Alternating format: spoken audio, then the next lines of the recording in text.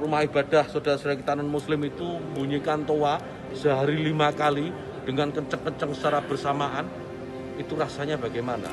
Yang paling sederhana lagi, tetangga kita ini kalau kita hidup dalam satu komplek itu misalnya, kiri, kanan, depan, belakang pelihara anjing semua.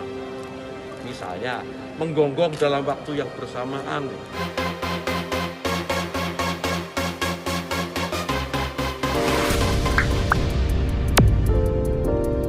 Menteri Agama Yakut Kholil Qoumas melalui Kementerian Agama telah mengeluarkan Surat Edaran Nomor 05 Tahun 2022 tentang pedoman penggunaan pengeras suara masjid dan musala yang menuai pro kontra. Haji Akhyar Kamil SH Ketua Umum Persaudaraan Aceh Serantau juga ikut membuka suara kepada Presiden Insinyur Haji Joko Widodo untuk mengevaluasi kembali pernyataan Menteri Agama tentang membandingkan suara azan dengan gonggongan anjing, yang menuai polemik di masyarakat khususnya umat Islam. Assalamualaikum warahmatullahi wabarakatuh.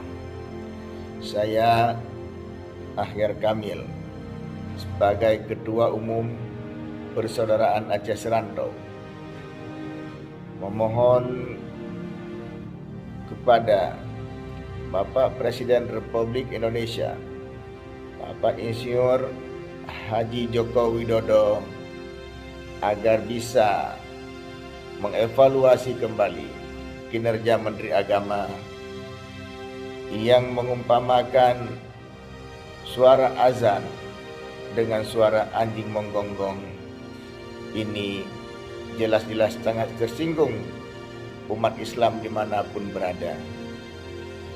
Kami mohon kepada Bapak Presiden kita yang kita cintai, Bapak Insinyur Haji Joko Widodo, agar bisa mengevaluasi kinerja Menteri Agama, agar tidak ada kegaduhan di masyarakat, tidak ada ketersinggungan antar beragama.